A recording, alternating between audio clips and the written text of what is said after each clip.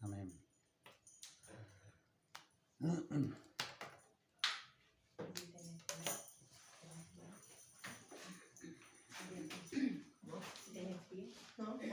El domingo pasado estuvimos hablando sobre, después de la Semana Santa, ¿no? De la resurrección, y vimos de la transformación de los discípulos cuando estaban con Jesús a apóstoles. De discípulos de tener miedo, de estar escondidos, de estar siempre dependiendo de las situaciones, de lo que pasaba, a ser mártires por predicar la palabra de Dios, ¿no?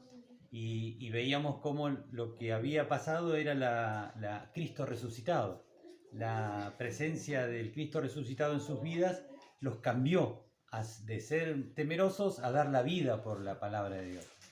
Y Él se fue y nos envió a su Espíritu Santo, que tiene la presencia misma de Cristo, que es lo mismo que pasó en ese momento con ellos, con el Cristo resucitado, lo hace el Espíritu Santo de Dios en nuestras vidas y nos puede transformar de ser personas temerosas, vergonzosas, a ser personas que den la vida por Dios, a tener una vida miserable sin Cristo, a tener una vida abundante en Él. La presencia del Espíritu Santo, no solamente la presencia, sino permitirle a Dios que trabaje en mi vida para que produzca ese cambio, ¿no? En Hechos que vimos la vez pasada, en Hechos de los Apóstoles, yo les voy a leer, si los que quieren lo busquen, no, pero quiero leerle lo que nos estuvimos hablando, de que el Espíritu Santo capacita a las personas. Dice en el Hechos 1:6, entonces los que habían reunido se preguntaron diciendo, Señor, ¿restaurarás el reino de Israel en este tiempo?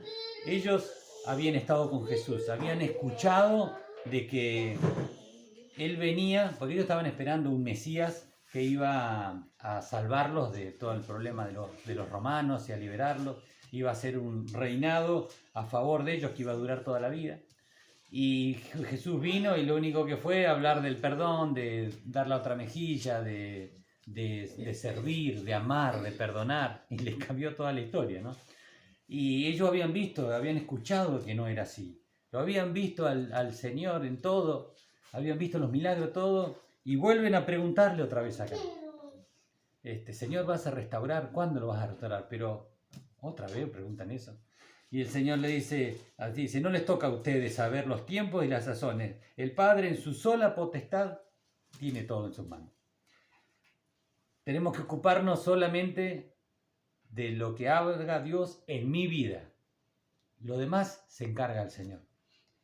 Dice, pero recibiréis poder cuando haya venido sobre vosotros el Espíritu Santo y me seréis testigos en Jerusalén, en toda Judea, en Samaria y hasta lo último de la tierra. Dice, vamos a recibir el poder del Espíritu Santo. Cuando venga el Espíritu Santo, pues les digo, ahora tienen que esperar.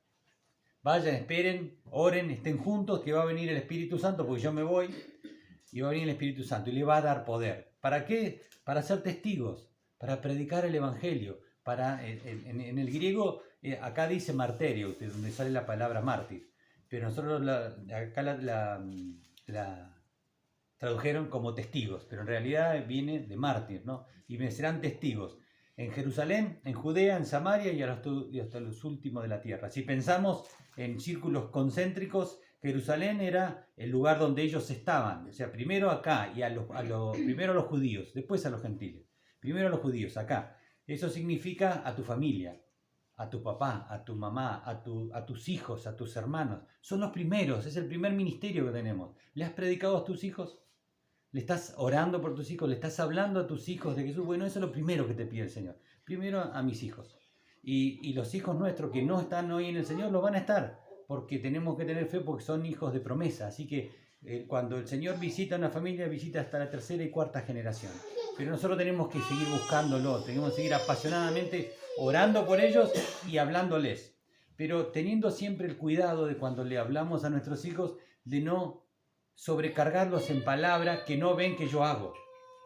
Si yo estoy viviendo una cosa y le estoy diciendo otra, estoy borrando con el codo lo que estoy escribiendo con mi mano, ¿no?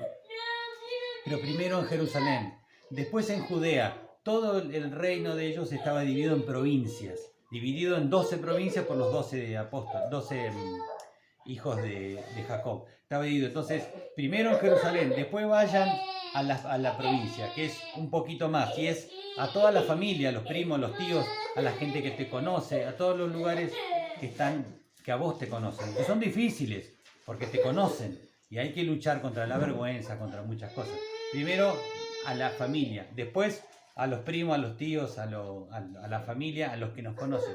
Luego de eso viene Samaria, les dice. Samaria era un lugar donde no había judíos, era un lugar donde eran de segunda, eran donde no hay el Señor, que es todo lo demás.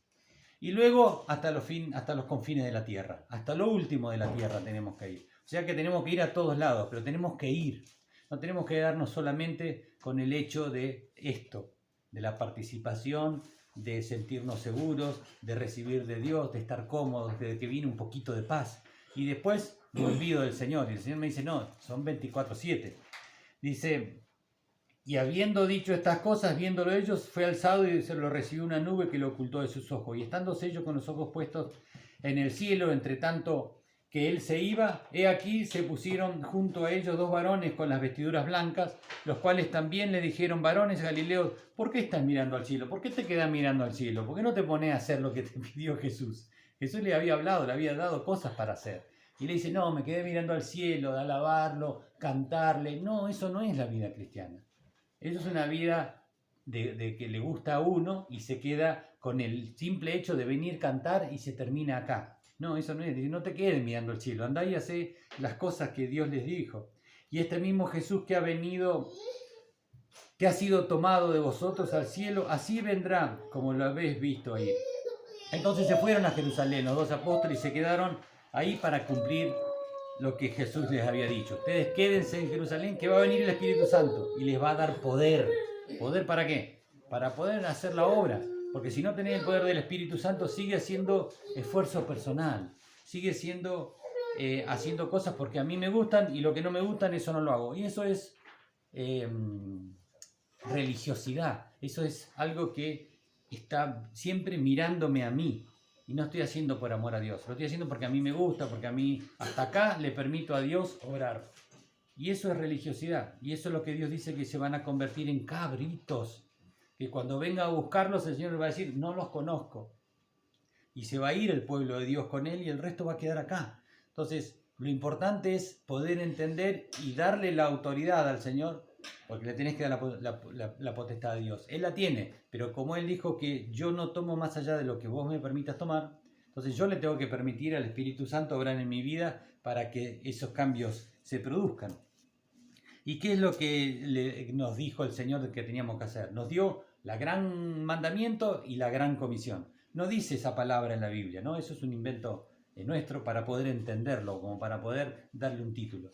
Dice, el gran mandamiento es lo que está en Mateo, Marcos y Lucas. Está en Mateo 28, Marcos 12 y Lucas 10.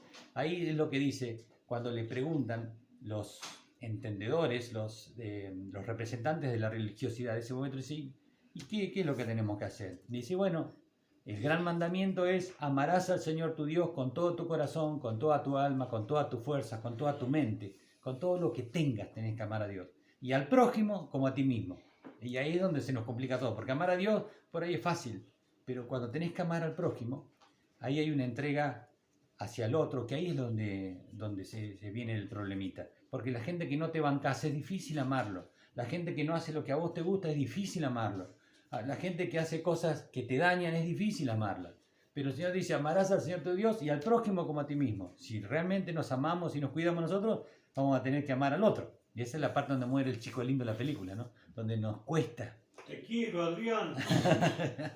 Y luego del gran mandamiento viene la gran comisión, que está también en Mateo, Marcos y en Lucas, que los leímos el domingo pasado, que en Mateo 28, Marcos 16 y Lucas 24. Ahí está lo que es la gran comisión.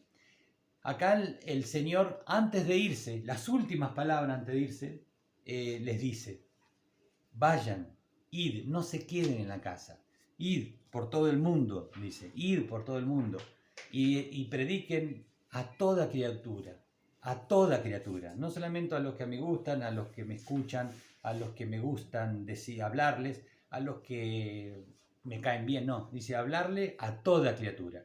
¿Y qué le tengo que decir? Le tengo que hablar del reino de Dios. Dice el Señor que Él vino acá, cuando Él llegó, el reino de Dios se ha acercado. Ese es el Evangelio. El Evangelio son buenas noticias de Cristo, de una persona. Esas son las buenas noticias. Hablar de Cristo, eso es lo que yo tengo que hacer, lo que yo tengo que decir.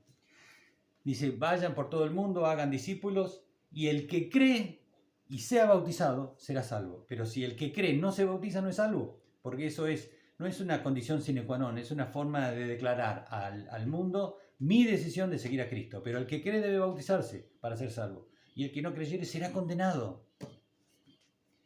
Y dice también que estas señales van a seguir, de que echarán fuera demonios, que orarán por los enfermos y sanarán, tomarán cosas mortíferas y no les hará daño. Pero siempre todo esto es predicando el Evangelio, extendiendo el reino. No es porque para hacerme gracioso tomo veneno y no me voy a morir. Si yo tomo veneno no me voy a morir. Pero si hay algo predicando el Evangelio que me dieron mal, eso no me va a hacer daño. No es que yo soy Superman, no. Para predicar el Evangelio y extender su reino. Y predicar del Evangelio del reino de Dios. Y que vayan, que prediquen y que hagan discípulos. No es solamente tirar una palabrita, no es solamente ir a dar algo, porque la obra social, Dios dice que está bien, que tenemos que hacer, pero si es obra social solo no sirve. No sirve ir a dar ropa, ir a dar comida, no sirve si vos no estás hablando de Jesús. Si vos no estás haciéndolo, lo haces porque a vos te gusta, porque a la carne le gusta el aplauso, las gracias, la satisfacción, la cara de un nene que está feliz porque le dieron, como hacen a veces algunas misiones que van y le hacen pozos de agua allá en África a la gente que se muere. No me acuerdo de la estadística, ahora se me fue la estadística, la cantidad de niños que mueren por día por la falta de agua. La UNICEF la tiene. Pero si nosotros vamos y hacemos un pozo de agua y le damos agua y no le hablamos de Jesús, estamos mandando al infierno nenes llenos de agua.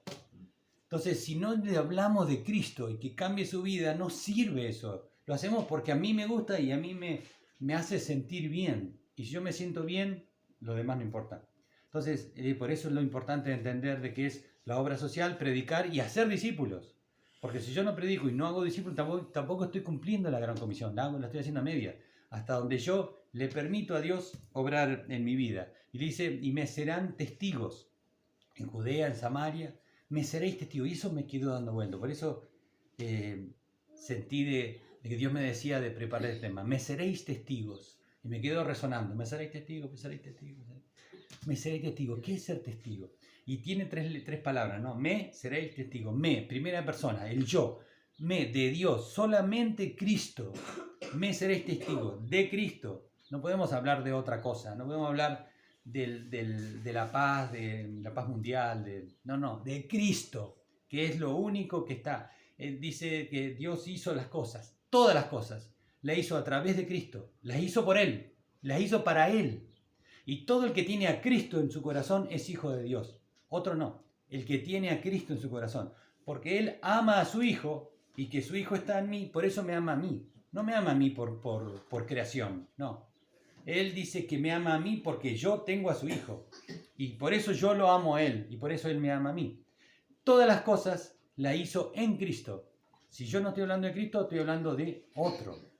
Él dice que Él es, en Juan 10:14, dice, yo soy el camino, yo soy la vida, yo soy el camino, yo soy la verdad. En Juan 8:32 dice de que conociéndolo a Él, que es la verdad me va a hacer libre.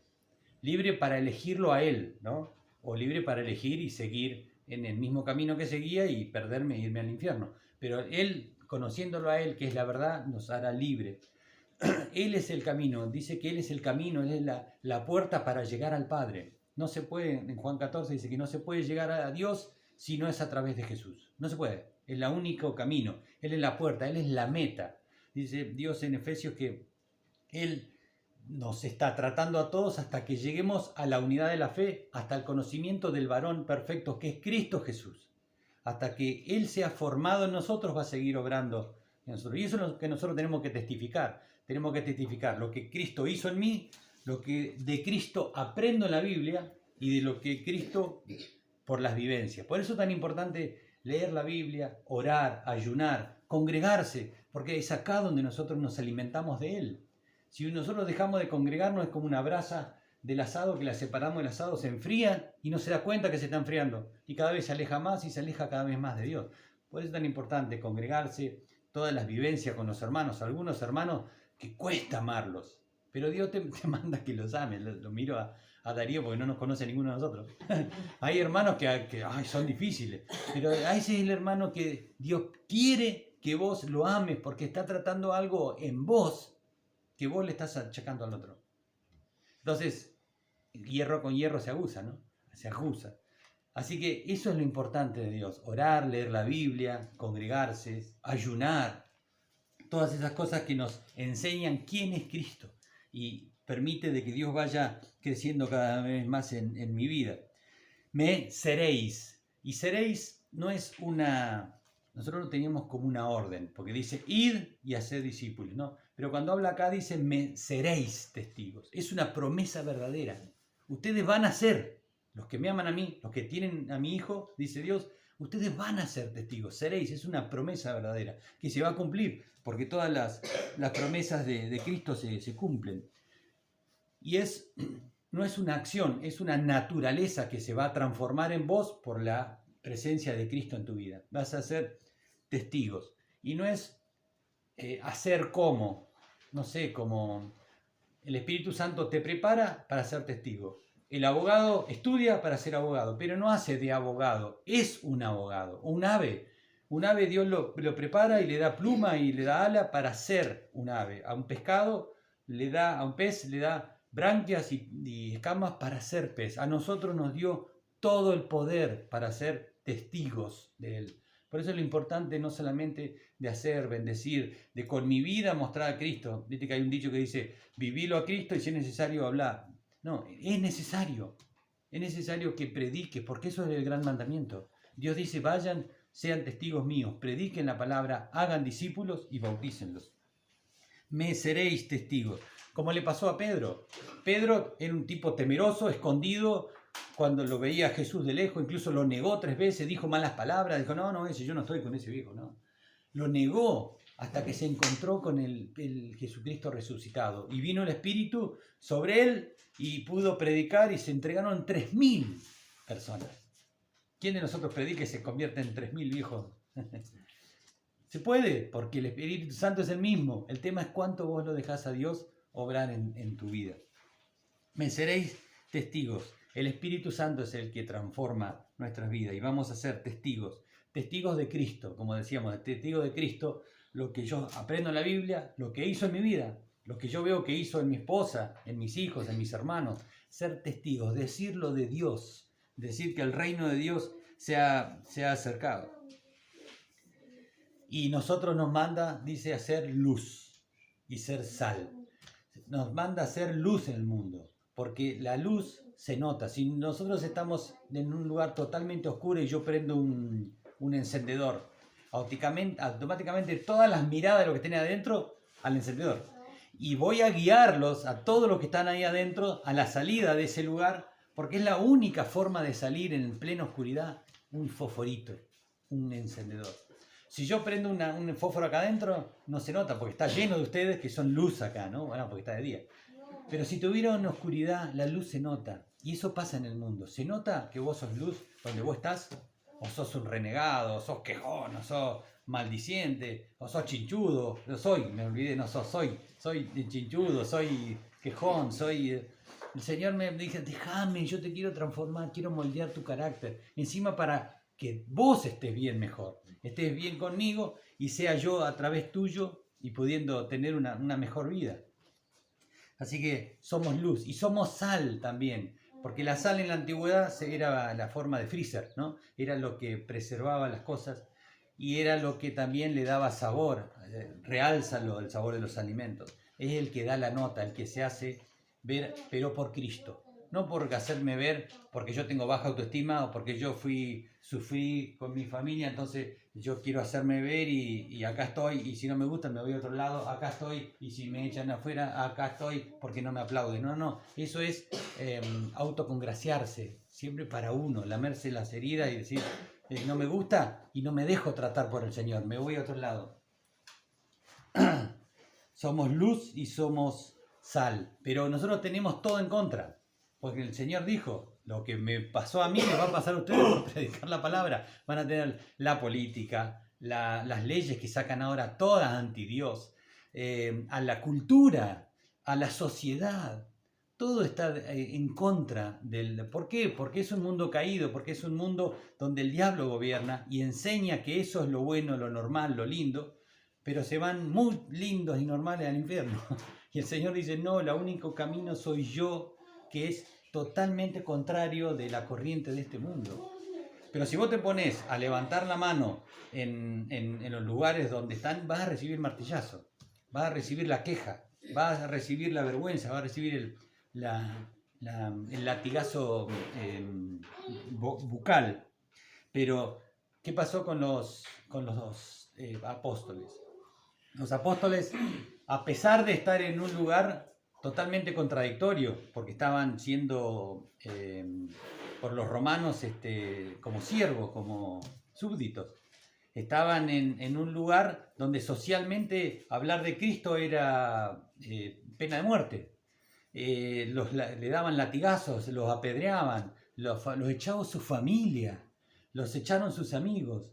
Entonces, si nos ponemos a pensar en ellos, sufrieron peor que nosotros. Pero Dios nos está pidiendo a nosotros, no acá, yo sé que algunos pueden ir a otros lugares, pero si vamos a Irán, a Irak, a Libia, a esos lugares sí, donde hablas de Jesús, te meten preso y te matan.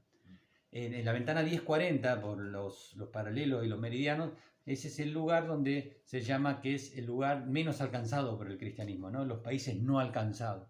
Israel mismo es un país no alcanzado, porque no lo reconocen. Creo que es el 0,1 o 0,2% en Israel que han aceptado a Cristo. Pero el Señor dijo en Mateo 24 que se iba a predicar del Evangelio del Reino a toda criatura, a todas las naciones, y ahí vendrá el fin. O sea, a ellos también. Y que desde ahí iba a salir. Se iba a predicar el Evangelio hasta que Jerusalén, hasta que Israel diga, bienvenido. Ellos lo tienen solo por profeta, ¿no? Claro, por profeta no. Bienvenido no, no, que bienvenido al Rey de Gloria, ¿no? Hasta que eso digan en Jerusalén que va a ser el último tiempo. Pero lo van a reconocer, su pueblo lo va a reconocer. Por eso nosotros tenemos que orar por Israel, no olvidarnos. Dios nos dice que debemos orar por Israel. Yo anoche estuve escuchando que Jamás empezó ataques anoche con misiles nuevamente a Israel. Terrible, terrible, impresionante cómo están destruyendo, cómo siguen. Pero se alió Estados Unidos e Inglaterra, se unió del lado de Israel y Francia. Así que son tiempos conflictivos, de guerra. Pero bueno, el Señor nos manda a predicar su palabra y hacer y ser. No solamente ser discípulos, porque es lindo, como decíamos, estar acá en la congregación, entre nosotros, es bello, es dulce, es muy lindo. El Señor dice, vayan afuera y sean testigos allá y hagan discípulos acá. Por eso tenemos que empezar a hacer las reuniones caseras y abrir casas para hacer pequeñas congregaciones y luego plantar iglesias. Así que eso es una carga de oración que les pongo a todos, de que a ver cuál casa se va a abrir para la obra. Todos somos misioneros, todos. Se ha hecho, no es un ministerio misionero, lo hemos creado nosotros. Y se ha creado el misterio misionero por la falta de cristianos haciéndose cargo de la gran comisión. Y es terrible eso, porque por esa razón tuvimos que hacer empresas misioneras que se encargan de los que están en el campo.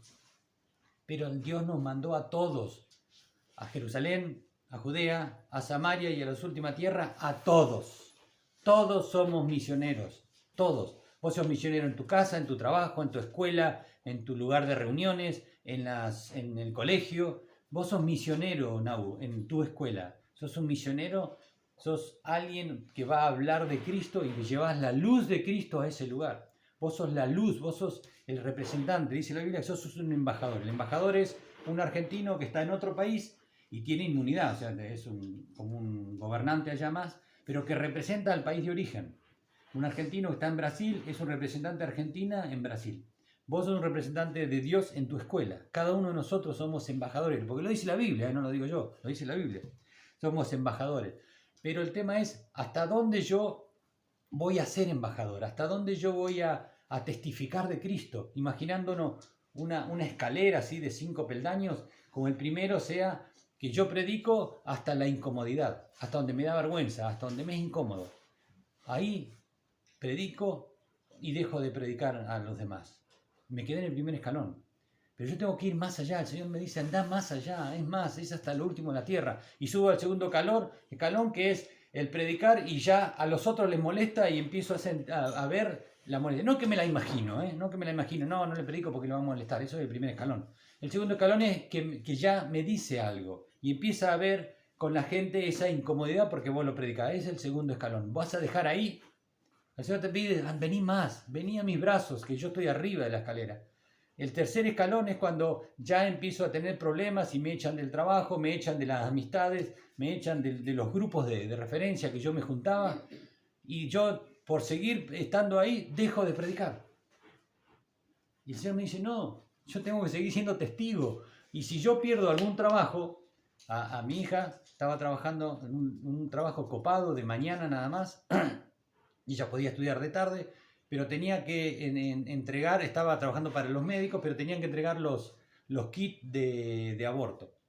Entonces ella le dijo al médico que no podía, porque ella está estudiando medicina, por su conciencia, ella no podía entregarle eso y tampoco podía hablarle, porque yo le decía, pero quédate y hablarle a las chicas, y me dice, no, porque todos los que están ahí, si yo llego a decir algo, enseguida me llaman la atención y me retan. Yo no puedo entregar eso, entonces tuvo que dejar de trabajo y ahora no tiene trabajo. Pero primero decía, no, mirá que es un trabajo lindo, te pagan re bien, pero el Señor no estaba siendo útil ahí en ese momento, porque ella no les podía hablar, porque al principio ella les daba, le agarraba la mano y les hablaba del tema de matar a ese niño en su vientre, pero se lo prohibieron. Entonces, cuando tenemos ese problema, el Señor nos va a dar otro lugar mejor de lo que teníamos ahí. Y si no es mejor, va a ser otro lugar donde Él va a poder manifestarse. Pero tenemos que seguir predicando la palabra. Y el otro escalón seguía cuando ya tenemos agresiones. Cuando ya la gente nos empieza a agredir. Que hoy nosotros no tenemos ese problema acá. Por ahí lo tienen los hermanos que están en otros países. Pero en Argentina no tenemos ese problema. No nos agreden por ser. Salvo cuando se hicieron las marchas de los pañuelos verdes. Nosotros nos equivocamos, nos metimos en el medio de la marcha. Y ahí sí estaba complicado el tema. Pero el tema es que tenemos que seguir. Si nosotros vemos los apóstoles o vemos hermanos nuestros, saben que no sé si eran 200 o 300 cristianos por año se mata en el resto del mundo por predicar el evangelio. Y vos decís, ¿dónde están las organizaciones de derechos humanos? Matan un negro, un policía blanco, y se arma una hecatombe. Pero matan 200 cristianos por proclamar el evangelio y no se habla en el mundo. El sistema social lo preparó el enemigo para que sea anticristo. Lo dice la Biblia. Así que nosotros vamos en contra de la corriente, pero Dios nos pide de que debemos hablar de Él. Tenemos que predicar, si no, nunca va a crecer el reino. Tenemos que hablar de Él y hacer discípulos, y es lo más complicado, porque es alguien que está al lado tuyo, que va a recibir enseñanza tuya y va a caminar al lado tuyo, como hacía Jesús. Y va a verme a mí, y va a ver mis miserias. Entonces, delante de Dios voy a tener que arreglarme con Dios para poder ser de ejemplo también. Por eso es difícil hacer discípulos, porque el discípulo ve tu miseria. Entonces, nos cuesta hacer eso. Pero Dios nos pide de que sabe que nos cuesta y nos pide que tenemos que hacer ese pasito. Y el último es cuando nos matan y cuando nos llevan a la cárcel, ¿no? En el quinto. Y los apóstoles lo hicieron. Ellos fueron hasta lo último de la tierra. Y saben que todos los apóstoles murieron martirizados, salvo Juan, que antes de morir a él lo frieron en una fuente de aceite hirviendo y luego lo desterraron en una isla de roca para que muriera. Y ahí escribió el último libro de la Biblia, estando ahí en esa condición, ¿no? Él escribió el último libro, que fue el libro de Apocalipsis. A Pablo fue decapitado. A él le cortaron la cabeza, como era ciudadano romano, lo mataron así, de esa forma. A Mateo murió de las heridas. A Juan, freído y desterrado. Jacobo, decapitado en Jerusalén. Bartolomé, le sacaron con cuchillos la carne, estando vivo, lo descarnaron. A Bartolomé. A Andrés fue crucificado en una X sesgada. No en una cruz así, sino en una cruz sesgada que es una X. De ahí sale la cruz de San Andrés, para la dirección de transporte y de tránsito. La cruz de San Andrés viene por eso. A Tomás lo mataron a lanzazos, atado a lanzazos en la India. A Santiago lo arrojaron de un pináculo, o sea, de una parte alta de un edificio. Como no murió, lo mataron a golpes en Egipto. A Judas Tadeo lo ataron y lo mataron a flechazos. A Matías lo apedrearon y luego lo decapitaron. A Simón, el celote, lo cortaron por la mitad con una sierra. En Rusia, él ha ido a predicar en Rusia. A Felipe, él muere de hambre y de sed en un calabozo. Marcos lo arrastran y lo descuartizan tirándolo con caballos. A Esteban lo matan apedreado y Pedro, que fue el apóstol Pedro, muere en una cruz pero invertida, porque él dijo de que no era digno de morir como su Señor. Todos ellos eran personas comunes, eran pescadores, eran incultos, otros eran gente rica, otros eran negociadores, otros eran como de la izquierda, eran revolucionarios, que eran los celotes. Pero todos ellos, cuando llegan a Cristo, empiezan a ser transformados. Muere Jesús, se va, y con el Cristo resucitado y con el Espíritu Santo cambian radicalmente y dan su vida por Cristo. Y eran los únicos, eran 12, después fueron 120, luego fueron cientos y miles, en pocos días, en cosa de meses ya eran miles. Y ya eran en todo el mundo predicando el Evangelio hasta el día de hoy, que somos, no sé la cantidad en el planeta que seremos, pero somos miles de millones en el planeta, ¿no? Todos ellos dieron sus vidas.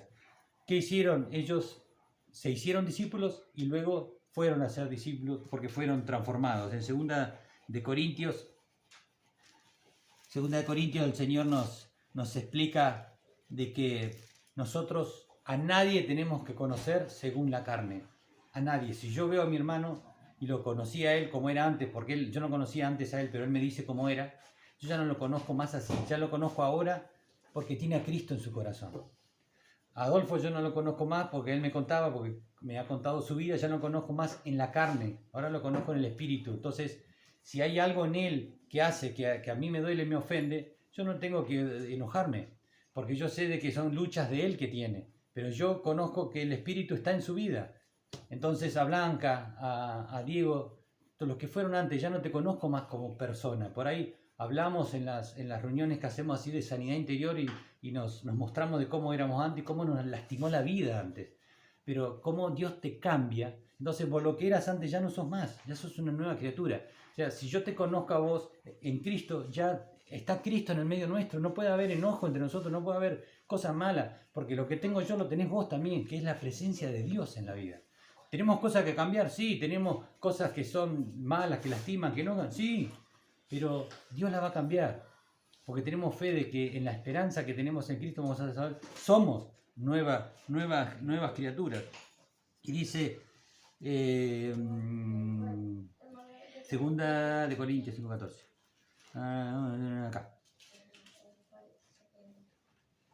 De manera que nosotros de aquí en adelante a nadie conocemos según la carne, y aún si a Cristo conocimos según la carne, ya no lo conocemos así. De modo que si alguno está en Cristo, nueva criatura es.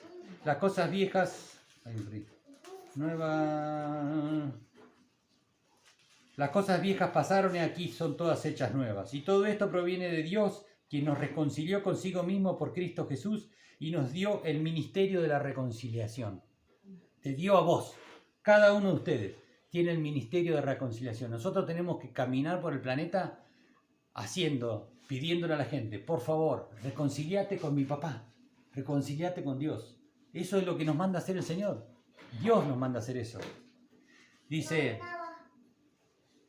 que Dios estaba en Cristo reconciliando consigo al mundo, no tomándoles en cuenta a los hombres sus pecados, y nos encargó a nosotros la palabra de la reconciliación. Así que somos embajadores, como te decía Bonabu, somos embajadores en el nombre de Cristo, como si Dios rogase por medio de nosotros.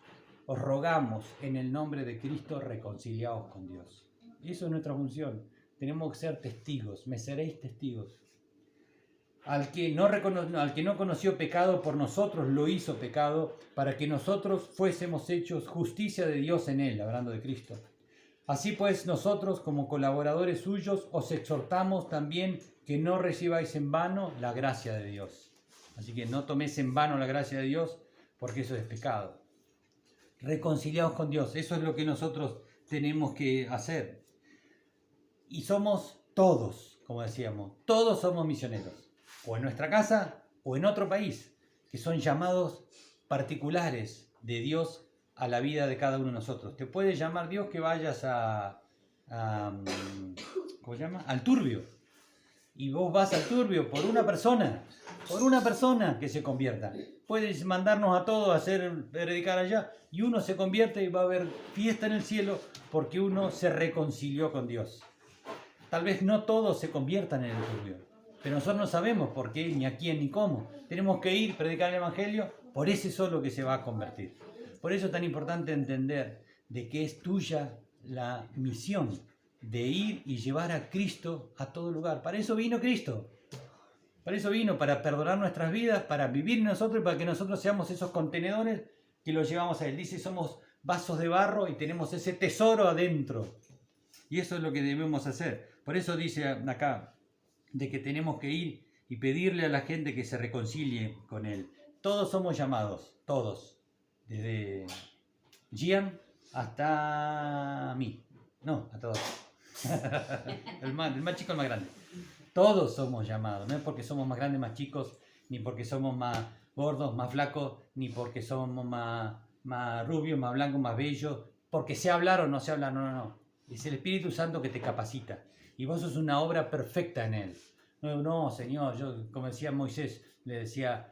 Señor, soy tartamudo, no importa, Dios en vos va a darte un Aarón que va a hablar por vos. Señor, yo no sé, me cuesta hablar, Dios te va a dar la posibilidad, me cuesta, yo no tengo memoria, pero yo en otro momento quiero acordarme de la Biblia y no me acuerdo, pero a mí ahora acá me salen los pasajes. Dios te va a dar, porque vos sos una obra completa ya, Él ya ve la obra completa. Él te va a sacar todas las mañas, los caprichos, los enojos, todo. Pero vos ya sos la obra completa. Y esa obra completa Dios la necesita para moverse, para predicar, para hacer y para llegar a lugares donde solamente vos podés llegar. Otro no puede llegar. Solamente vos podés llegar ahí. Así que por eso es importante entender eso. Vos sos ya la obra completa que Dios tiene para predicar el Evangelio y extender su reino. En Hechos 13 cuenta de la iglesia de Antioquía. Y anteayer, me puse a leer de eso. Y es la iglesia donde la primera vez a los cristianos llamaron como cristianos. Y yo lo sabía eso, pero lo entendí ahí cuando vos te pones a leer en 13.1, que dice que la iglesia de Antioquía estaba Bernabé. Bernabé se llamaba el hijo de consolación. Era uno que arengaba, que te decía, dale, vamos, un animador era, uno que te decía, dale, movete, dale, vamos para acá, vamos para allá. ¿Viste? Esos tipos que tienen esa característica de ponerle pila a la gente. Así era Bernabé. Y Bernabé dice que cuando estaban en la primera iglesia, él vendió sus casas, vendió todo y se lo llevó a los apóstoles. Y ahí lo conocieron a Bernabé. Y él era un judío, se entregó y era el tipo que iba para todos lados. Y él lo sacó a Pablo. Bernabé, cuando Pablo se convierte, él se prende fuego. Pablo era Saulo, vivía en Tarso, era Saulo de Tarso y él perseguía, era un judío que era muy, muy capo y era ciudadano romano y él perseguía a la iglesia. Y él pedía carta a los sacerdotes para ir a buscar a los cristianos, llevarlo a la cárcel, arrastrándolo, azotarlo, matarlo. Era un perseguidor de la iglesia, Saulo. Y él se convierte. Entonces todos los cristianos no querían saber nada. Dicen, no, este está haciendo para agarrarnos a nosotros y meternos presos. Y se arma un revuelo terrible. Entonces a Saulo lo mandan a Tarso, que se vaya a Tarso, porque era mucho el lío que había, y que se prepare ahí en Tarso. Y Bernabé lo va a buscar a Tarso, y se lo trae a Antioquía, y se prende fuego la iglesia de Antioquía. Y estaba Bernabé, estaba un tal Simón el Negro, así dice la Biblia, Simón el Negro, que eso quiere decir de que era o de África, era de otro lugar, no era de ahí, no era judío, era gentil. Después dice que estaba Lucio de Cirene. Cirene era una ciudad griega que era también, ¿te acuerdan de Simón Cirene que ayudó a Jesús a llevar la cruz? Cirene era un lugar griego que había un montón de dramas, eran enemigos en contra de los judíos. Así que también había un gentil de Cirene. Y después estaba un Manael, que era romano y era sobrino de Herodes, el tetrarca, el que habían mandado a matar, el que agarraban a los judíos, los pinchaban como en un brochet, los ponían así, los ataban y los prendían fuego y lo usaban de lámpara. Ese era el Herodes, ¿no? Manael había trabajado en el gobierno, era sobrino de este. Y estaba en la iglesia. Y encima lo traen a Saulo, que era un perseguidor de la iglesia. Sí, imagínate lo que era la iglesia de Antioquía. Y le dijeron cristianos porque hablaban arameo, griego, todos los idiomas, pero era una iglesia. Y por eso los llamaron cristianos. Porque tienen a Cristo, la única cosa que los une a ustedes es Cristo. Por eso fue la primera iglesia y esa era la iglesia. Así que, ¿cómo no nos vamos a amar entre nosotros por más que seamos los que seamos? Tenemos representantes del gobierno, Marcela, tenemos a representantes del trabajo de allá de Puyén, somos todos distintos, todos totalmente distintos. Así que tenemos a Cristo en el medio nuestro, tenemos el Espíritu Santo que nos une, así que somos iglesia, por lo tanto salgamos a predicar a Cristo. Si no somos testigos de Él, no estamos cumpliendo lo que Él nos pidió. Dice que somos todos llamados. Y somos llamados por todos lados. Por arriba, de abajo, de adentro, de afuera. Y así tomamos, ¿no? Arriba, abajo, adentro y adentro. Así, afuera y adentro. Somos llamados por todos lados. Dice que somos llamados arriba. Cuando Isaías tuvo la revelación de que Dios estaba en el gran trono y que sus ropas llegaban a todos, Él les dijo, ¿quién irá por nosotros? Le dijo, yo aquí abajo, Señor, acá estoy. Heme aquí, le dijo Isaías. Somos llamados desde abajo. Eso está en Isaías 6, en Lucas 14, si no me equivoco, Lucas 16. Está cuando muere el pobre Lázaro y el rico, y muere el pobre Lázaro y el rico va al infierno y Lázaro va al cielo. Entonces el rico, por favor, aunque sea mojar la puntita del dedo con agua que me estoy muriendo. Y dice, anda a decirle a mi familia que se entreguen a Cristo para que no vengan acá donde estoy yo. Y dice, si no le creen, no, pero que manda a algún muerto, resucita a alguno que vaya para allá. Y a él le van a creer, no le van a creer. Porque el que no quiere recibir a Cristo no lo va a recibir. Así que somos llamados de arriba, de abajo, de adentro. Dicen Tesalonicenses en Corintios, segunda, Pablo, que nosotros, y Pedro decía, tenemos la necesidad, no, Pablo decía, tenemos la necesidad. Dice, tengo una obediencia que tengo que cumplir porque hay algo adentro mío que me lleva a predicar, desde adentro. Y de afuera, a través de los profetas, de los pastores, de los hermanos que te dicen, vayamos acá, vayamos allá, andá acá al lugar. Ayara una vez, estábamos en una reunión, vino una pastora Rodríguez y estaba orando por todo y se puso a hacer así, como que alguien tiraba una flecha, ¿viste? Y Yara había caído, porque estaban orando y Yara cayó. Entonces ella se puso al lado de Yara y empezó a hacer así. y decía esta nena, ¿te acuerdas? Dice, son una flecha de la aljaba de Dios, del depósito de flechas. Y esta nena va a llegar a lugares, dice, muy lejos donde no llega el Evangelio. Y eso también puede significar que vaya a lugares donde peligra la vida de ella. Y para nosotros como padres es doloroso. Señor, por favor, no la mandes, ¿no? Señor. Y oír decirle, Señor, ¿a quién se le ocurre? A mí, va a decir Dios, mandarla allá. Pero Dios nos llama a todos a salir a predicar. Tal vez no podamos ir a Irán, a Irak o a Israel, pero podemos ir a la casa del vecino. Había una chica que Jorge Mitián decía siempre, Señor, el Señor me mandó a los negros del África, y él decía, primero anda a los negros de la esquina de tu casa y predicarles a ellos, porque si no hiciste discípulos acá, no vas a ir a hacer discípulos allá. Acá tiene que ser preparado para ser discípulo. Si no hiciste discípulo, ¿cómo va a ir a ser discípulo allá? Va a ir a hacer obra social nada más, y va a estar a medias. Y Dios llama a todos, dice que llama. Con los pies podemos hacer la misión, con los pies, con las rodillas o con las manos. Con los pies yendo, que es obligación. Pero hay algunos que no pueden ir por su incapacidad o por lo que fuera, no pueden ir a otro lado. Pueden ir con las rodillas, orar por los que están trabajando o por tus hermanos que están en otros lugares donde peligra su vida. Y con las manos dando. Nosotros mandamos ofrendas a nuestra organización que mantiene a los misioneros. Todos salen de la ofrenda y del diezmo. Toda la plata que se junta en la iglesia sale para allá, para mantener a los chicos que están en otros lados. Pero todos somos misioneros, y la podemos hacer con nuestras rodillas, orando por ellos, o con nuestras manos, dando, o con nuestros pies, yendo. Pero la voluntad de Dios es que vayamos. Podemos hacer la obra social, como se hizo tantas veces como se está haciendo. Pero si yo no predico y no hago discípulos, hago la obra de que Dios me pidió a medias. Por eso es importante, si nosotros hacemos y damos por alguien, prediquémosle del Evangelio del Reino, de que es la vida de Cristo, lo que Cristo hizo en tu vida, lo que Cristo hizo en la vida de los demás, lo que yo leo.